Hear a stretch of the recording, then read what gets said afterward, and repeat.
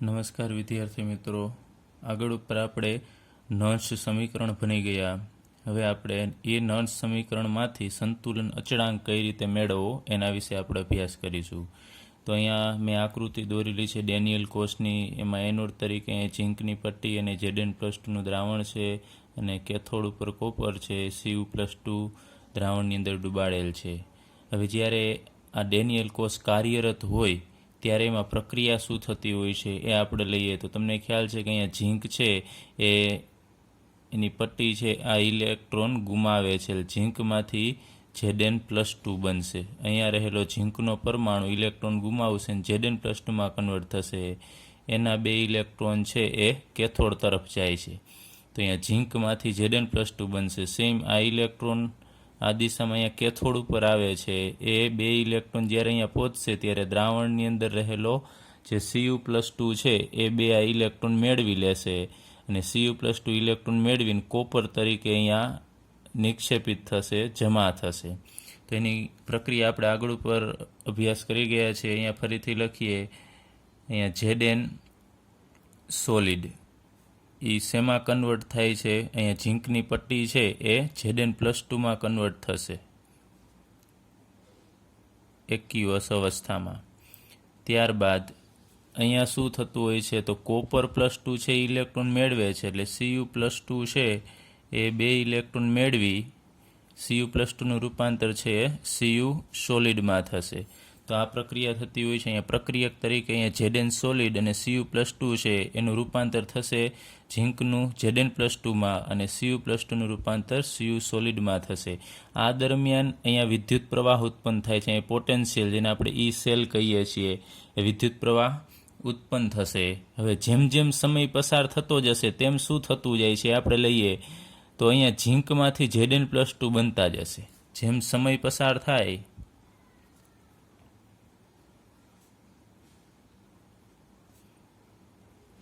તેમ શું જોવા મળે છે? તો ઝીંકમાંથી Zn+2 બનતા જશે એટલે કે પાત્રની અંદર Zn+2ની સાંદ્રતા વધે છે. આ પાત્રની અંદર ઝીંક+2 પહેલેથી હતા જ, પરંતુ આ ઝીંકમાંથી Zn+2 નવા બનવા લાગશે એટલે Zn+2ની સાંદ્રતા વધતી જશે. સેમ એ જ રીતે આ બાજુ કેથોડ ઉપર શું થાય છે દ્રાવણની અંદર? તો Cu+2 જે દ્રાવણમાં છે એમાંથી એ Cuમાં કન્વર્ટ થાય છે. તમે પ્રક્રિયામાં જોઈ શકો છો કે Cu+2માંથી Cu સોલિડ બનશે. તો Cu+2 વપરાતા જાય છે. અહીંયા કહી શકીએ Cu+2 છે એની સાંદ્રતામાં ઘટાડો થાય છે. અહીંયા તમે પ્રક્રિયક ઉપરથી જોઈ શકો, તમને ખ્યાલ છે કે પ્રક્રિયક છે એનું પ્રમાણ ઘટતું જતું હોય છે, નિપજનું પ્રમાણ વધતું જતું હોય છે. તો Cu+2 છે એ પ્રક્રિયક છે તો એની સાંદ્રતા ઘટે છે અને Zn+2 છે એ નિપજ છે એની સાંદ્રતા છે વધતી જાય છે. તો ધીમે ધીમે આ પ્રક્રિયા થતી જશે એટલે અહીંયા ઝીંક+2ની સાંદ્રતા વધે છે. એટલે અમુક સમય પછી જે આ પોટેન્શિયલ છે ઈ સેલ એ ધીમે ધીમે ઘટવા લાગે છે. જે ઈ સેલનું મૂલ્ય છે એ ધીમે ધીમે ઘટે છે. ત્યારબાદ એક સમય એવો આવશે કે Zn+2ની સાંદ્રતા મહત્તમ થઈ જશે અને Cu+2ની સાંદ્રતા છે ન્યૂનતમ થઈ જશે. એ વખતે જે અહીંયા કોષનો પોટેન્શિયલ છે એ 0 થઈ જશે. એટલે કે આ ડેનિયલ કોષ છે એ વિદ્યુત પ્રવાહ ઉત્પન્ન કરતો બંધ થઈ જશે. ઈ સેલ ઘટે છે અને છેવટે ઈ સેલનું મૂલ્ય છે એ 0 થઈ જશે. તો 0 થઈ જશે એ વખતે આપણે એમ કહી શકાય કે એને સંતુલન પ્રાપ્ત કરી લીધું છે. એટલે આ પ્રક્રિયા છે અમુક સમય પછી એ સ્ટોપ થઈ જશે અને જ્યારે સ્ટોપ થઈ જશે આ પ્રક્રિયા ત્યારે અહીંયા વોલ્ટમીટરમાં જે આપણને મૂલ્ય છે એ 0 જોવા મળશે. એટલે ઈ સેલનું મૂલ્ય છે એ 0 થશે. હવે એના ઉપરથી આપણે જ્યારે ઈ સેલ 0 થઈ જશે ત્યારે Zn+2ની સાંદ્રતા જે અહીંયા વધતી હતી એ પૂરું થઈ જશે, એટલે કે અટકી જશે, વધવાનું પૂરું થઈ જશે.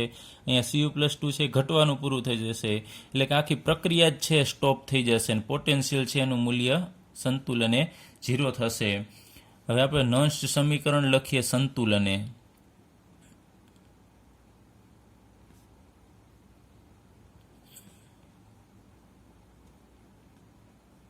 તો આપણે આગળ ઉપર અભ્યાસ કર્યો હતો કે ઈ સેલ બરાબર E0 cell minus RT upon NF LN. તો અહીંયા તમારે નિપજના છેદમાં પ્રક્રિયકની સાંદ્રતા લખવાની છે. આ બંને સોલિડ છે તો અચળ થશે, તો અહીંયા નિપજ જે Zn+2 છે એની સાંદ્રતા ના છેદમાં Cu+2 ની સાંદ્રતા.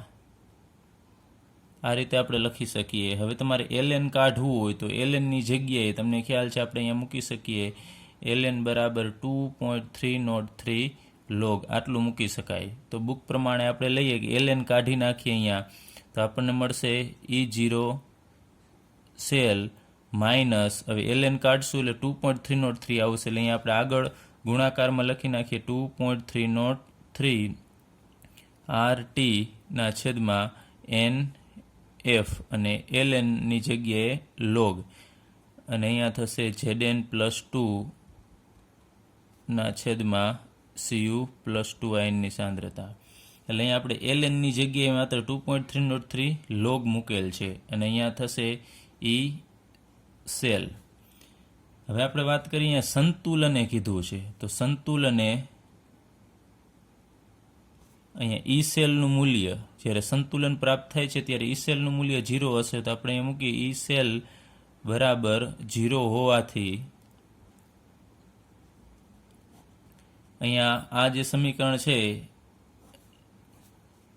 એની અંદર અહીંયા 0 મૂકી દઈએ E સેલની જગ્યાએ. અહીંયા E સેલનું મૂલ્ય 0 મૂકીએ તો આપણને મળશે 0 બરાબર E0 cell minus 2.303 RT upon NF.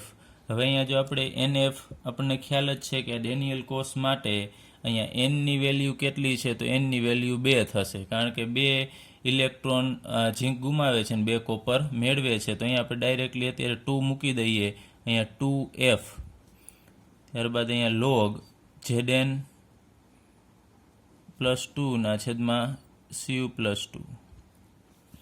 હવે આ સમીકરણ છે આપણે સાદુરૂપ આપીએ, અહીંયા E સેલને કરતા બનાવવો છે, E0 સેલને, તો આ આખું પદ છે આ બાજુ જશે, એટલે કે આપણે લખીએ E0 સેલ બરાબર આ પેલી સાઈડ જવાથી પ્લસ થશે એટલે 2.303 RT upon 2F log Zn+2 ના છેદમાં Cu+2. હવે આ પ્રક્રિયા સંતુલનમાં છે. અત્યારે આપણે વાત કરી કે E0 સેલ બરાબર 0 થશે એટલે પ્રક્રિયા સંતુલનમાં આવી જશે. સંતુલનને આપણને ખ્યાલ છે કે નિપજની સાંદ્રતાના છેદમાં આપણે પ્રક્રિયકની સાંદ્રતા લખીશું એટલે આપણને સંતુલન અચળાંક પ્રાપ્ત થશે. તો નિપજની સાંદ્રતા અહીંયા Zn+2 છેદમાં પ્રક્રિયકની સાંદ્રતા, આ બંનેની સાંદ્રતા તો આપણે અચળ લઈએ છીએ સોલિડ હોવાથી, એટલે માત્ર Zn+2 ના છેદમાં Cu+2 લખીએ. તો અહીંયા સંતુલને Zn+2 ની સાંદ્રતાના છેદમાં Cu+2 ની સાંદ્રતા આપણે લખીએ તો એનો ગુણોત્તર છે એ આપણે ભણી ગયા છે આગળ ઉપર કે C જેટલો થશે, એટલે કે Kc અહીંયા સંતુલન અચળાંક છે.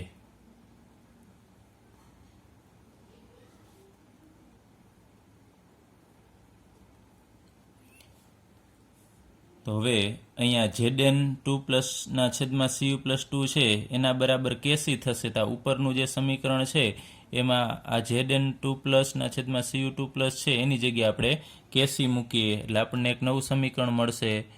E0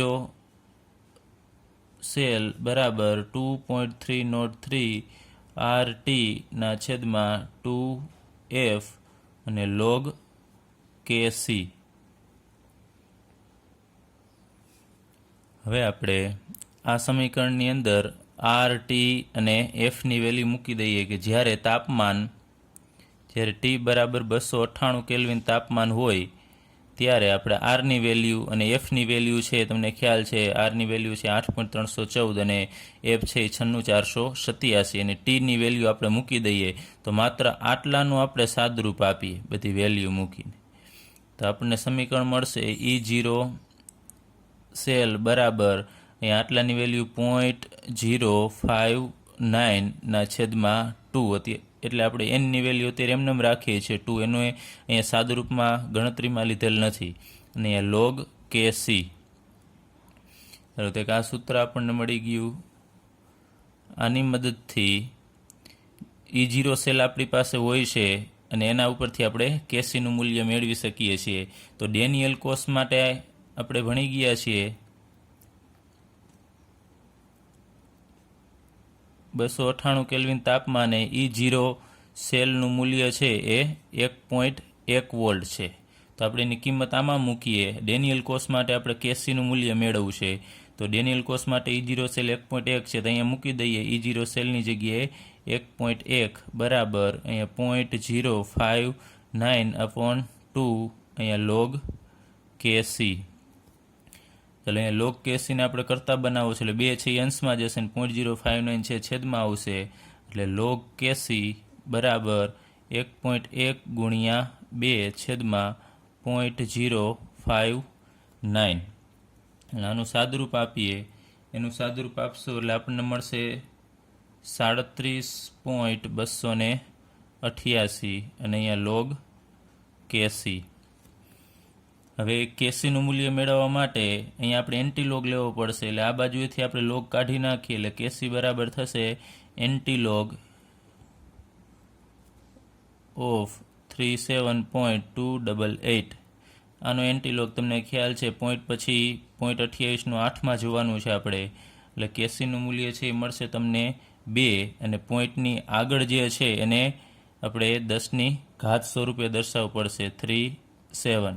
તો ડેનિયલ કોસ માટે આપણને કેસીનું મૂલ્ય મળી ગયું 2 ગુણ્યા 10ની ઉપર 37 તો આ સૂત્ર જે છે અહીંયા 298 કેલ્વિન તાપમાને જો આપણને આપ્યું હોય તો આ સૂત્રનો ઉપયોગ કરી શકો, અથવા જો બીજું કોઈ ટેમ્પરેચર આપ્યું હોય તો આ સૂત્રની મદદથી છે તમે સંતુલન અચળાંક છે એ મેળવી શકો છો. કેસીનું મૂલ્ય છે પણ એક યાદ રાખવાનું છે કે અહીંયા 2 છે એનની વેલ્યુ છે. જો પ્રક્રિયા બદલશે તો અહીંયા એનની વેલ્યુ પણ બદલી શકે છે, ખાસ ધ્યાન રાખવું. તો આ સૂત્રનો આપણે ઉપયોગ ક્યારે કરી શકીએ છીએ? જ્યારે પ્રાયોગિક રીતે પ્રક્રિયા થઈ શકે એમ ન હોય અને આપણી પાસે જો E0 સેલનું મૂલ્ય હોય તો આપણે ડાયરેક્ટલી E0 સેલના મૂલ્ય ઉપરથી કેસીનું મૂલ્ય છે મેળવી શકીએ છીએ. ચાલો હવે આપણે એક એક્સ્ટ્રા પોઈન્ટ લઈ લઈએ જે જૂની બુકમાં જૂના કોર્સમાં તો સાંદ્રતા કોષ.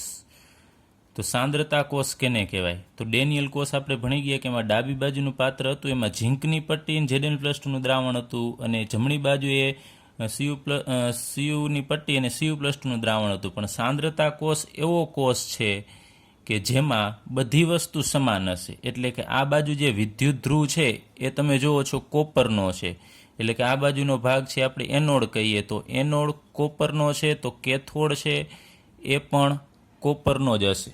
એનોડ ને કેથોડ બંને કોપરના છે. અને દ્રાવણ છે એ પણ સેમ છે. અહીંયા Cu+2નું દ્રાવણ છે તો અહીંયા પણ Cu+2નું દ્રાવણ. બધી વસ્તુ સમાન છે પણ એક વસ્તુ સમાન નહીં હોય. અહીંયાની જે સાંદ્રતા છે, અહીંયા આપણે લખીએ કે આની સાંદ્રતા છે માનો ધારી લઈએ કે C1 સાંદ્રતા છે અને આની સાંદ્રતા છે એ C2 સાંદ્રતા થશે. તો બંનેની સાંદ્રતા છે એ અલગ અલગ હશે.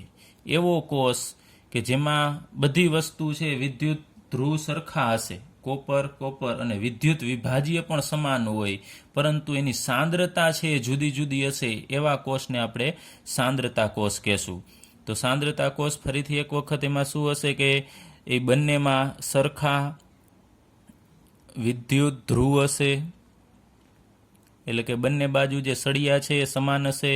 પછી સમાન વિદ્યુત વિભાજ્ય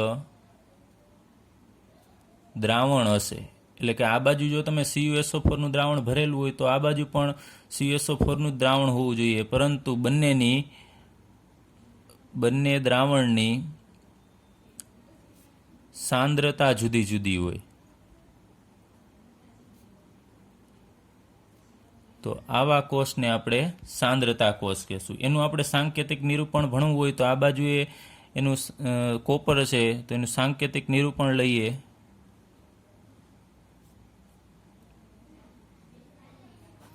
કોષનું સાંકેતિક નિરૂપણ. આ બાજુ સૌપ્રથમ એનોડ આપણે લેવું પડશે. તો Cu કે જે સોલિડ અવસ્થામાં છે, અહીંયા એના સંપર્કમાં છે Cu+2ના, એની સાંદ્રતા અત્યારે આપણે ધારી લઈએ છીએ કે C1 છે. અહીંયા ક્ષાર સેતુ વચ્ચે આવશે. ત્યારબાદ આ બાજુએ Cu+2નું દ્રાવણ કે જેની સાંદ્રતા C2 થશે, અને આ બાજુએ Cu સોલિડ. એટલે કે તમે જુઓ છો એનોડ અને કેથોડ બંને સમાન છે, માત્ર એના દ્રાવણની સાંદ્રતા જુદી જુદી હશે. તો એવા કોષને આપણે સાંદ્રતા કોષ કહેશું. ચાલો હવે આપણે પાઠ્યપુસ્તકનો કોયડો 3.2 ગણીએ. એની રકમ, એક આપણને પ્રક્રિયા આપેલી છે, એક કોષ છે, એની પ્રક્રિયા છે Cu solid plus 2Ag plus aqueous. એમાંથી આપણને મળે છે Cu2 plus aqueous plus 2Ag solid. તો આ પ્રક્રિયા માટેનો સંતુલન અચળાંક એટલે કે આપણે Kc મેળવવાનો છે. એના માટે E0 સેલનું મૂલ્ય આપેલું છે 0.46 વોલ્ટ. તો આપણે આગળ ઉપર એક સૂત્ર છે એ ભણી ગયા છીએ. ડાયરેક્ટલી આપણી પાસે બે સૂત્ર છે. માનો કે એક સૂત્ર આપણે આગળ ઉપર લખ્યું હતું E સેલ બરાબર E0 સેલ માઇનસ, હવે અહીંયા કોઈ ટેમ્પરેચર કે કંઈ આપેલું નથી, તો આપણે ડાયરેક્ટલી 0.059 લઈ શકીએ. 0.059/n log. હવે અહીંયા તમને ખ્યાલ છે કે નિપજની સાંદ્રતાના છેદમાં પ્રક્રિયકની સાંદ્રતા લખવાની થશે, એટલે Cu2 પ્લસ ના છેદમાં અહીંયા Ag પ્લસ એનો સ્ક્વેર થશે.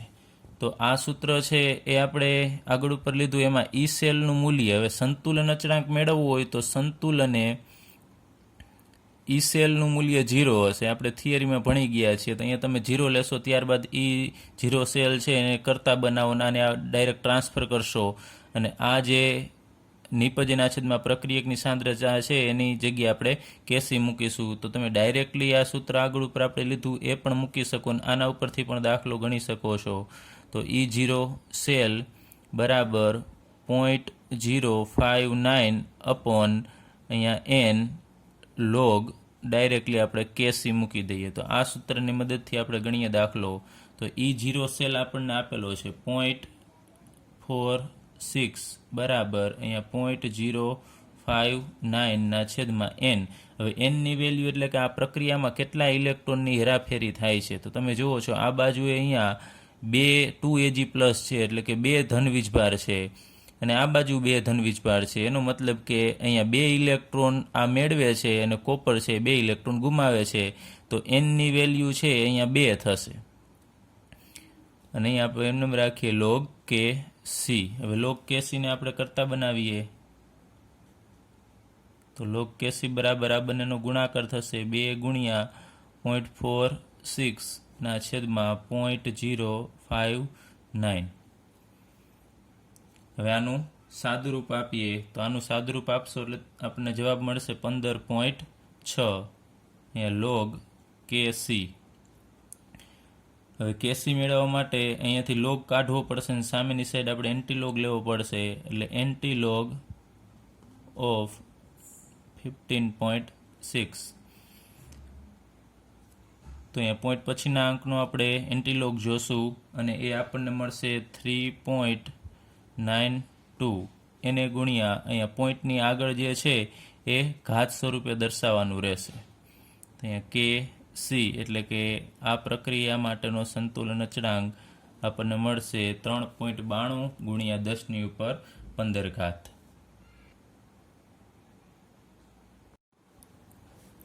ચાલો હવે આપણે વિદ્યુત રાસાયણિક કોષ અને પ્રક્રિયાની ગિબ્સ ઉર્જા વિશે ભણીએ. ગિબ્સ ઉર્જાને આપણે ડેલ્ટા જી વડે, અને પ્રક્રિયાની ગિબ્સ ઉર્જા છે એટલે સ્મોલ આર વડે દર્શાવીએ છીએ.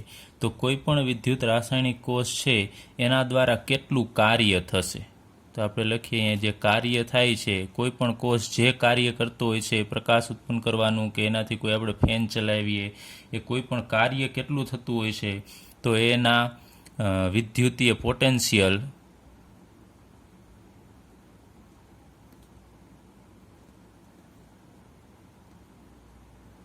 અને કુલ જે વિદ્યુત ભાર છે એના ગુણાકાર બરાબર હોય. અહીંયા 1 સેકન્ડમાં, જો 1 સેકન્ડમાં વિદ્યુતીય કાર્ય કેટલું થશે, વિદ્યુત વડે થતું કાર્ય, એ વિદ્યુતીય પોટેન્શિયલ અને એમાંથી આપણે જે પસાર કરેલો જે વિદ્યુત ભાર છે ના ગુણાકાર બરાબર થશે. તો જે આપણે વિદ્યુતીય પોટેન્શિયલને E વડે દર્શાવીએ અને કુલ વિદ્યુત ભાર આપણે કેટલો પસાર કરીએ છીએ, તો એ વિદ્યુત ભારને આપણે NF વડે દર્શાવી દઈએ. NF જેટલો આપણે વિદ્યુત ભાર એમાંથી પસાર કરીએ છીએ, તો કાર્ય કેટલું થશે, તો W ઇલેક્ટ્રિકલ એટલે કે વિદ્યુતીય કાર્ય એ કેટલું થશે, તો વિદ્યુતીય પોટેન્શિયલ છે E સેલ આપણે લખીએ એને ગુણ્યા વિદ્યુત ભાર, જે કુલ વિદ્યુત ભાર આપણે કીધું NF જેટલું થશે, એટલે એને ગુણ્યા NF. તો આપણે અહીં લખી શકીએ W ઇલેક્ટ્રિકલ બરાબર NF E સેલ. હવે જે કાર્ય થાય છે, જેટલું કાર્ય થશે એ આપમેળે થશે. તમને ખ્યાલ છે પ્રતિવર્તીય જે કાર્ય છે એ જ્યારે થતું હોય છે ત્યારે ગિબ્સની ઉર્જા છે એનું મૂલ્ય ઋણ હશે. તો આપણે લખી શકીએ W ઇલેક્ટ્રિકલ છે એ બરાબર -ΔGR થશે. એટલે કે જે કાર્ય આપમેળે થતું હોય એ કાર્ય માટે ΔGનું મૂલ્ય ઋણ હોય છે, એ આપણે આગળ ઉપર અભ્યાસ કરી ગયા છીએ. તો અહીંયા આ સૂત્ર જે આપણને મળ્યું છે એ સૂત્રની અંદર આપણે અહીંયા કિંમત મૂકીએ. અહીંયા W ઇલેક્ટ્રિકલની જગ્યાએ -ΔGR વડે અહીંયા આપણે દર્શાવીએ, અને તો આની જગ્યાએ આપણે ΔG મૂકી દઈએ, પણ -ΔGR બરાબર NF E સેલ. તો આપણે ΔGને કરતા બનાવીએ અને માઇનસ છે ને પેલી સાઈડ જવા દઈએ, તો ΔG બરાબર થશે -NF E સેલ. તો આ સૂત્ર આપણે યાદ રાખીશું કે મુક્ત ઉર્જા મેળવવી હોય તો એના માટેનું સૂત્ર ΔGR બરાબર -NF E સેલ થશે. ચાલો હવે આપણે લઈએ આ સૂત્રમાં જે E સેલ છે એટલે કોસ પોટેન્શિયલ છે, એક ગહન પરિબળ છે, ઇન્ટેન્સિવ પરિબળ છે, અને ΔGR છે માત્રાત્મક ઉષ્માગતિકીય ગુણધર્મ છે, એટલે કે માપી શકાય તેવો ઉષ્માગતિકીય ગુણધર્મ એક રાશિ છે.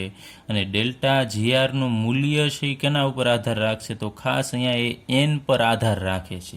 એટલે Nનું મૂલ્ય બદલશે તો ΔGનું મૂલ્ય પણ બદલશે. એનું આપણે એક ઉદાહરણ લઈએ, એક પ્રક્રિયા લઈએ.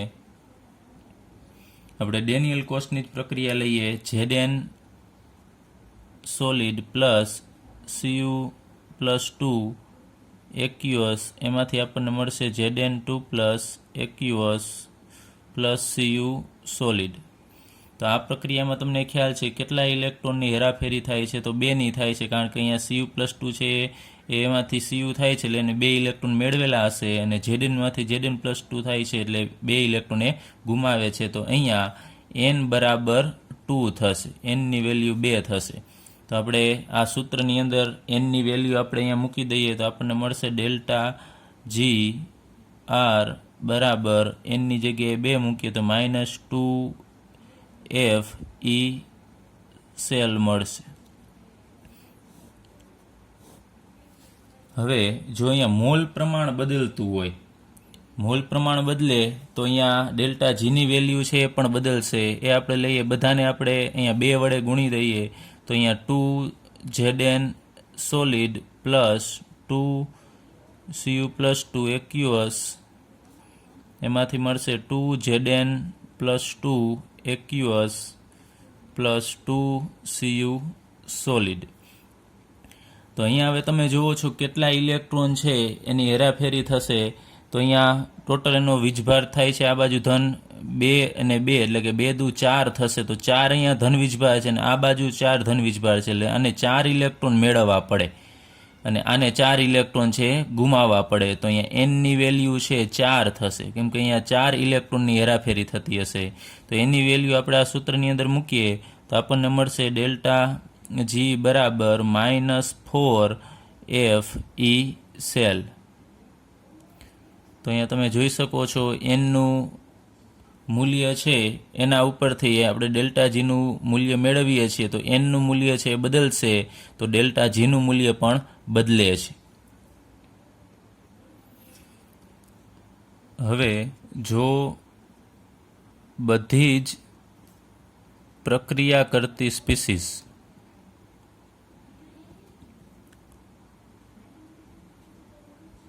ની સાંદ્રતા જો 1 હોય તો ઈ સેલ બરાબર જ E0 સેલ થશે. એટલે આપણને શું કહેવા માગે છે? બધી જ પ્રક્રિયા કરતી સ્પીસીઝની સાંદ્રતા 1 હોય એટલે કે આપણી પાસે જે કોષ છે એમાં આ બે પાત્ર છે, એનોડ કેથોડ, એમાં જે આ બંને દ્રાવણ છે કે જેની અંદર આપણે આ પટ્ટી ડૂબાડેલી છે, એમાં આ જે દ્રાવણ છે એની સાંદ્રતા એનોડ અને કેથોડ એ બંને પાત્ર છે એના દ્રાવણની જે સાંદ્રતા છે એ 1 મોલર હોય. અહીંયા પણ 1 મોલર સાંદ્રતા હોય. માનો કે આ Zn+2 નું દ્રાવણ છે તો એની સાંદ્રતા અને અહીંયા Cu+2 નું દ્રાવણ છે એની સાંદ્રતા બંનેની 1 સાંદ્રતા હોય ત્યારે ઈ સેલ બરાબર E0 સેલ થશે. એટલે કે અહીંયા આપણે કહી શકીએ કે 1 મોલર હોય તો આ પ્રમાણિત કોષ થશે.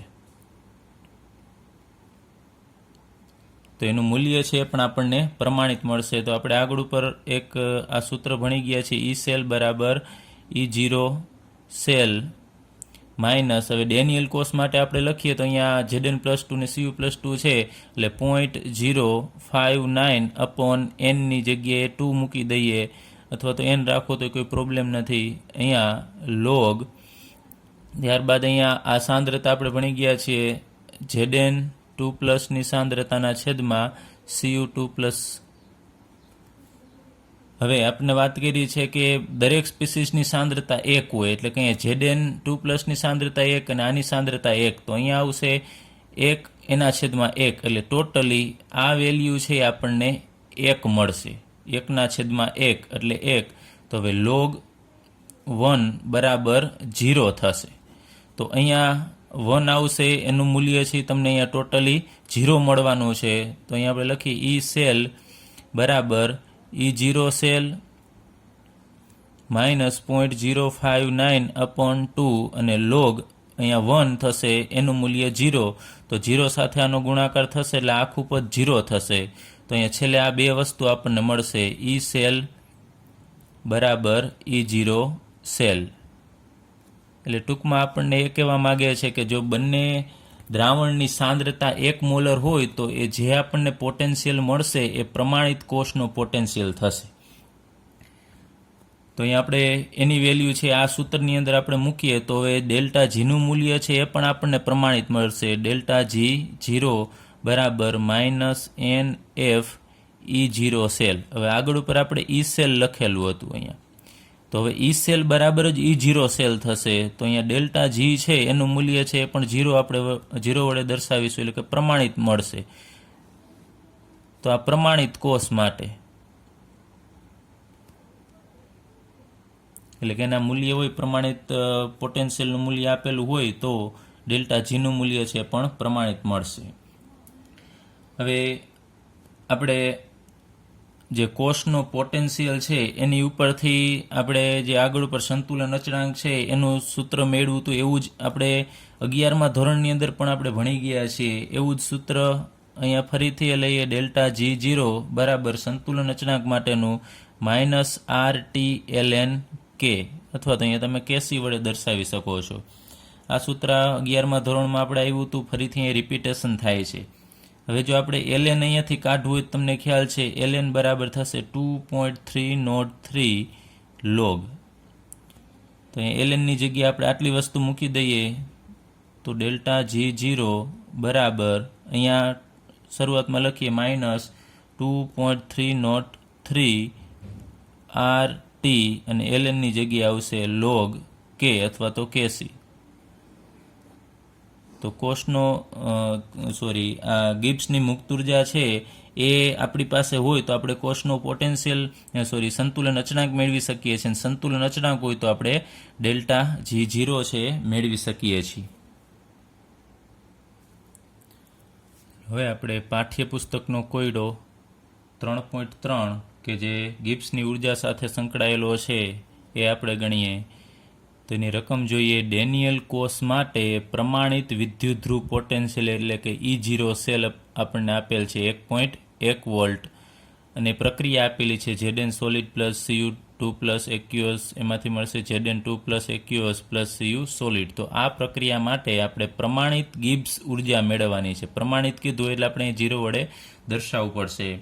તો એના માટે આપણી પાસે એક સૂત્ર છે, આપણે હમણાં જ આગળ ઉપર જોયું, delta G0 is equal to minus NF E0 cell.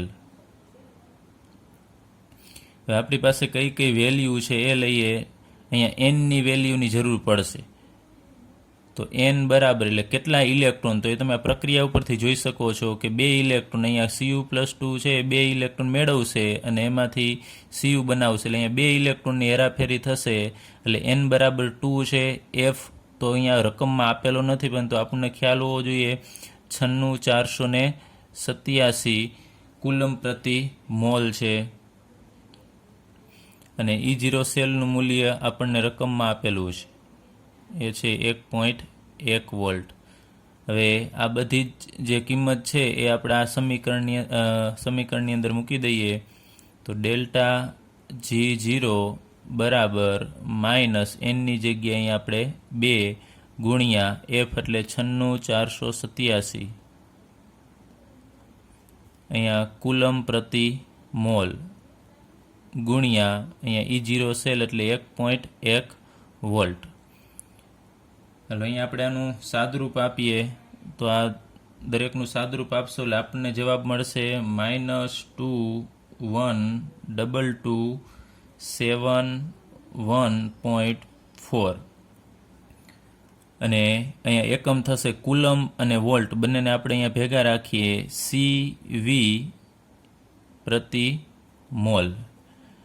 હવે આપણી પાસે એક સંબંધ છે બીજો કે કુલમ વોલ્ટ. જો 1 કુલમ વોલ્ટ હોય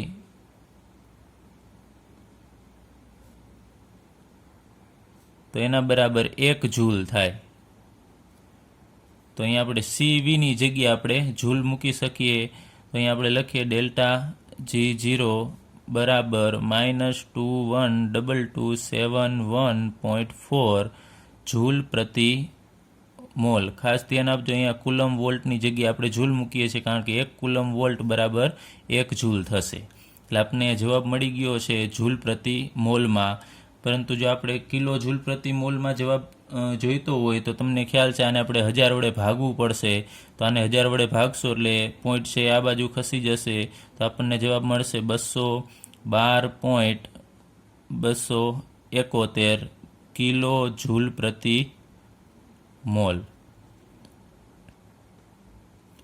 તો જો કિલો જૂલમાં આપણને જવાબ પૂછે તો કિલો જૂલમાં દર્શાવવાનો અથવા તો જૂલમાં દર્શાવી શકો છો. તો ફાઇનલ આપણને જવાબ મળ્યો -212.271 કિલો જૂલ પ્રતિ મોલ.